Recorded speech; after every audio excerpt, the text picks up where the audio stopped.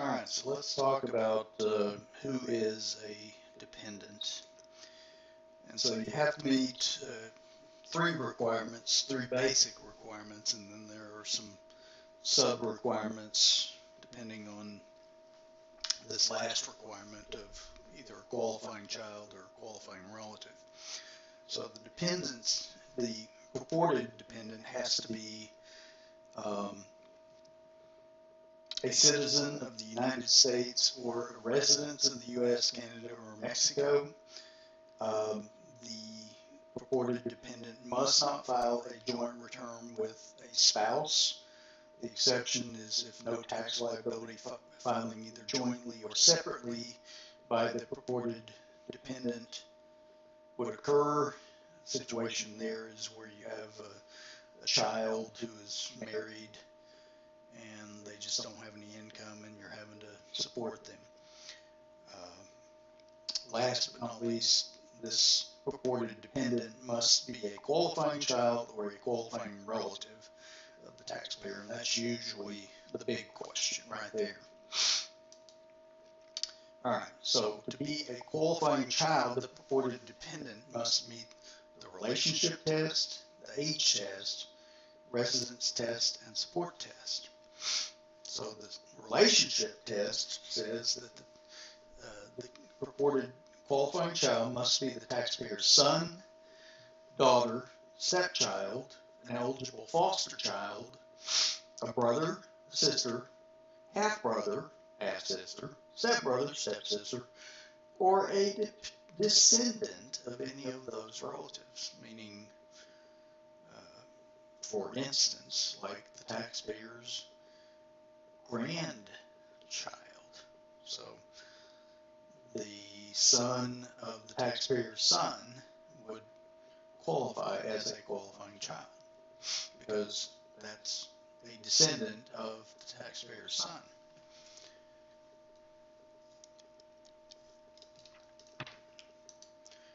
As far as the age test is concerned, the child must be younger than the individual claiming the child and either be under the age of 19 at the end of the year, or if they're a full-time student, under the age of 24 at the end of the year. If the purported qualifying child is permanently and totally disabled, essentially what they do is waive the age requirement. So you could have a totally and permanently disabled child who's 35 and this age test is not a problem.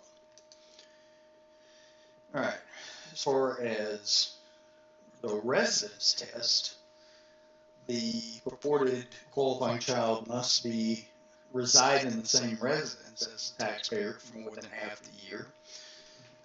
If you have like a student who's away at college, even if they're away for most of the year, say all year except during the summer, that's not a problem because that's considered a temporary absence for education purposes, and so that person would meet the residence requirement. Last but not least, the support test says that the child must not support or provide more than half of his or her own support in determining whether or not they have provided more than half of their support. Any scholarships, as long as it's the parent who's involved in trying to claim the child as a dependent, scholarships are excluded. Now, what if the grandparent helps support the grandchild? Well, in that case, scholarship money is included in this support test. You could have a situation where more than one party could claim someone as a qualifying child. In that case, parents always get first priority. If you have a situation where the parents live apart or separated or divorced, it's the parent who has the child most of the time or greater majority of the time. And if the parents happen to have the child in their residence equal amount of time, then it's the parent with the higher AGI who gets the exemption. So we have some examples here. Rodney and Anita have 2 children. Braxton's age 12. He lives at home. Tara, age 21, is a full-time student and does not live at home. While Tara earned $9,000 in a summer job, she did not provide more than half her own support during the year. Are Braxton and Tara qualifying children of Rodney and Anita? And so my suggestion is kind of go through this type of an analysis if you get this sort of situation, which you will. And so here you have relationship test met on both of them. Age is not a problem since Tara's a full-time student. Residence is not a problem since her absence is considered temporary, so she's away at school. And she doesn't provide more than half her support, and the scholarship is not counted since these are her parents. And of course, Braxton, being 12, doesn't support himself more than half his support anyway. All right, here we have another situation. Braxton's Uncle Sean, who is Rodney's brother, the taxpayer's brother, lived in the Halls home. Okay, so that would be, I guess, these people. Doesn't really say. Except I think on the tax return that they have the same names. So.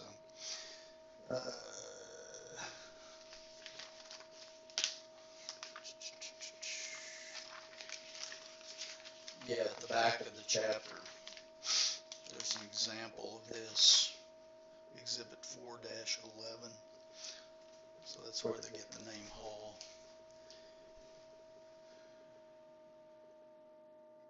So Braxton's Uncle Sean, Rodney's brother, lives in the Halls home, the same home Braxton lives in, for more than 11 months during the year. Does Braxton meet the requirements to be considered Sean's qualifying child? Well, meets the relationship test, residence test, and of course he didn't support himself more than half, and age is not a problem. So yeah, he does. The only problem is under the tiebreaker rules, Braxton would not be able to claim,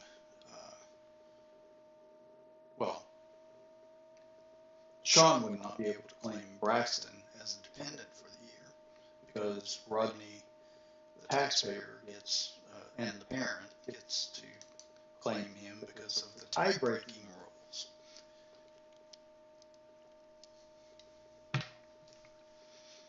Sorry, that's kind of a hard problem or example to follow with all the different names. You need a scorecard.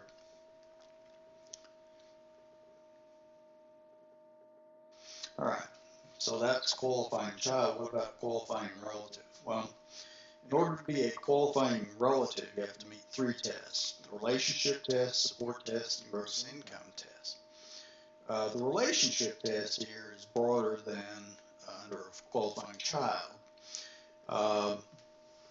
It includes a descendant or ancestor of the taxpayer. That could be child, grandchild, parent, or grandparent. A sibling of the taxpayer, including stepbrother or stepsister, son or daughter of the taxpayer's brother or sister, so uh, nephews, nieces, but not cousins. A sibling of the taxpayer's mother or father, so aunts and uncles. An in-law, mother-in-law, father-in-law, sister-in-law, brother-in-law of the taxpayer, or, get this, an unrelated person who lives in taxpayer's home for the entire year. And so a typical situation for that last one could be, uh, let's say you have a high school age child living with you and one of his friends can no longer live with his parents for whatever reason and comes to live with you. Well, if that person lives with you for the entire year, you can claim them as a qualifying relative, even though they're not related to you.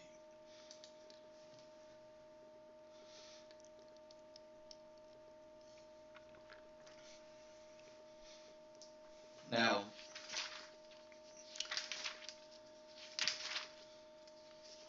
let me see, it seems like I'm missing something.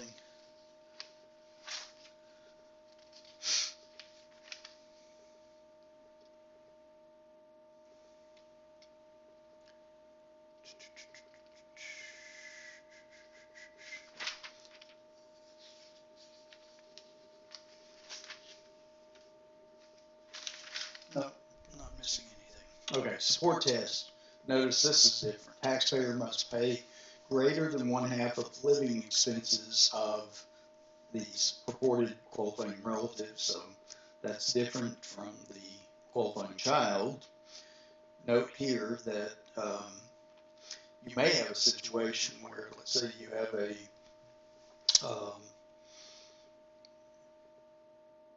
child who's over the age of 24 who doesn't meet the qualifying child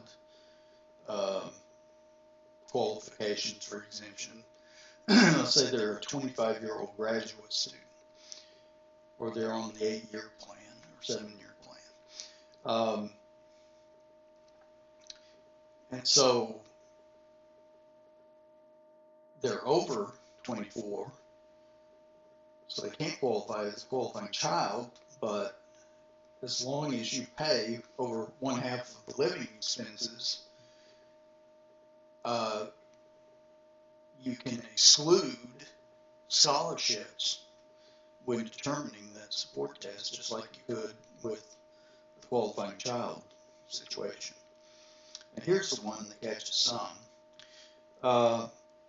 The gross income of the purported qualifying relative must be less than the personal exemption. So it must be less than $4,050. The gross income does in 2017. All right, so here's an example. John's a 22-year-old student who lived in the dorms for most of the year, but spends the rest of the year living with his family, his parents. He earned a $5,000 scholarship for the school year and has worked hard to support himself through school, earning $6,000 to pay for his own expenses. His parents have supported him by paying $7,000 for food, clothing, and lodging expenses. Are John's parents able to claim him as a dependent? Here, he's a full-time student, less than 24. You can forget the scholarship. You don't count that in support. Problem is, as far as qualifying relative, he earns over $4,050, so he wouldn't qualify as a qualifying relative, but he earns less than half his support. He's a full-time student, less than 24, and he's obviously their child, so he does meet the qualifications of a qualifying child. So that's kind of the analysis you go through. See if they're a qualifying child. If they're not, then check it and see if they're a qualifying relative.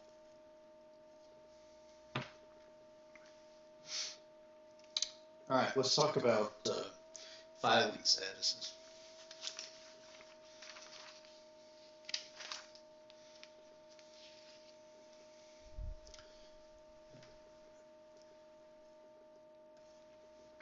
And notice, let's go back to this for a second. Notice that qualifying relative, as long as you meet the requirements of relationship test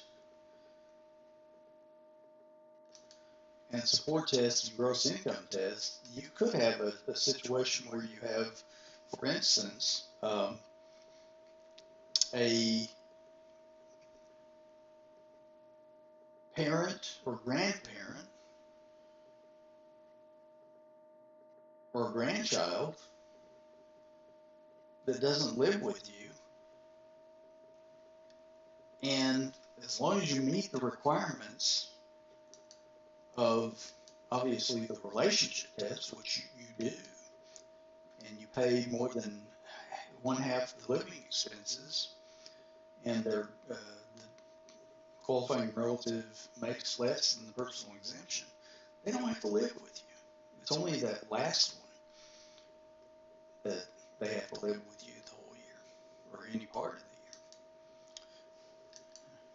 Okay. All right. 5 different filing statuses: married filing jointly, married filing separately, qualifying widow or widower, also called surviving spouse, I'll call it that, single, head of household. All right, so married filing jointly: if you're married on the last day of the tax year, you can file married filing jointly if both spouses elect to. If one spouse, married spouse, dies during the year, then the surviving spouse can file as surviving spouse and gets the benefit of the married filing jointly, the tax benefits of the higher thresholds. The bad thing about married filing jointly is joint and several tax liability, meaning that they both owe it regardless of where the tax comes from, regardless of whose income it comes from. So that can be a problem. You see a situation sometimes where there's an audit of a tax year, and you have a taxpayer, a spouse, who maybe hides income or doesn't report it.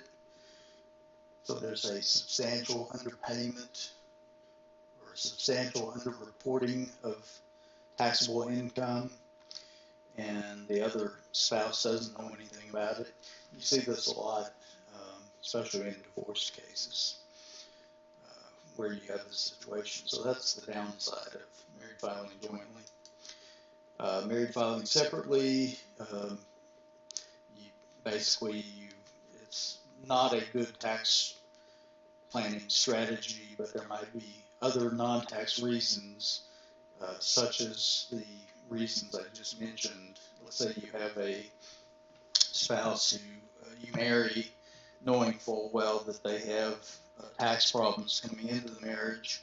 Well, you have two choices: don't marry them, or don't file tax returns with them. Otherwise, you're going to have your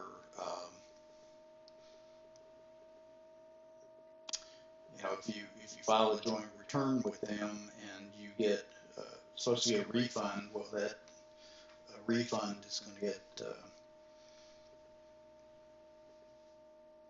swept up by the IRS to pay the old tax debt of your spouse. Qualifying widow or widower, if the taxpayers, the surviving spouse, if their spouse dies during the tax year, they get to claim married filing jointly in the year of death, as well as the 2 years succeeding the year of death, as long as the surviving spouse does not marry during that time. One catch is that the surviving spouse must maintain a household for a dependent child. So you have to look at what a dependent child is. That's either a child or stepchild, but not an adopted child, or, well, including an adopted child, but not a foster child. And it's a child or stepchild for whom the taxpayer may claim an exemption. So you go back and look and see if they're a qualifying child or a qualifying relative.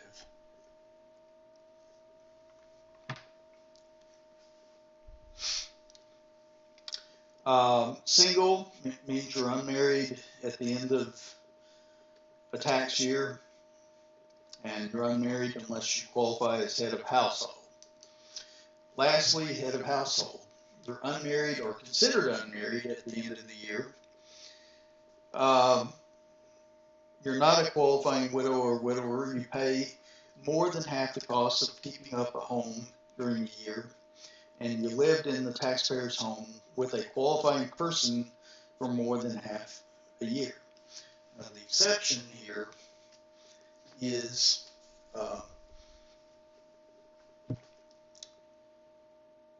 parents. With parents, they don't have to live with you for more than half the year. So I take it back what I just said. I said something about grandparents or grandchild. They do have to live with you to be a qualifying person, and they have to live with you for more than half of the year. If it's the parents, they can live separately from you.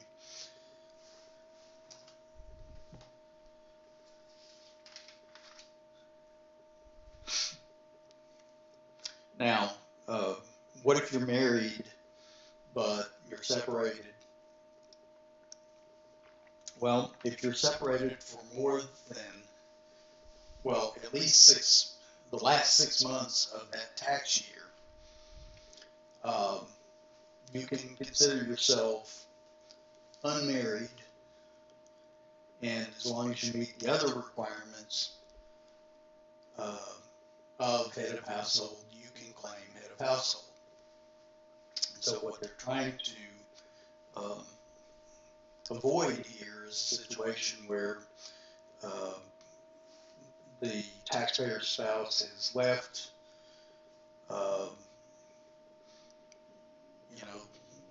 There might be reasons why they left. They're separated. Because they're separated, they don't want to file tax returns jointly. Well, without the head of household provisions, what would the taxpayer be left to do? Well, they'd have to file married filing separately, which is not a benefit tax-wise. And so this head of household is at least meant to partially soften the blow of not being able to file as married filing jointly. It's kind of an intermediate step between married filing jointly and single or married filing separately. From a tax standpoint, if you look at the standard deduction amount.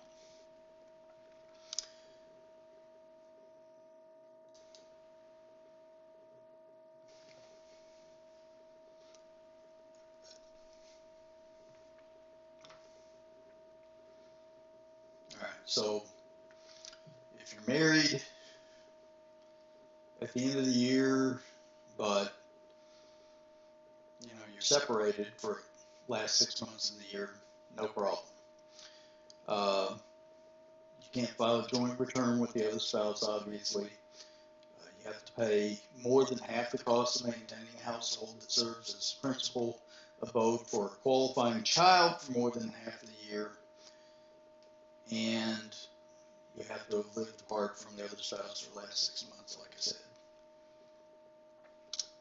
Now, the qualifying person can be either a qualifying child or a qualifying relative who is the taxpayer's mother or father. And again, if it's the parent, they don't need to live with the taxpayer. But the mother or father must qualify as the taxpayer's dependent. Now, what happens if you have a qualifying relative who's not the taxpayer's parent? Like I said, the person must have lived with the taxpayer for more than half the year. must qualify as the taxpayer's dependent and must be related through the qualified family relationship. So I stand corrected if you had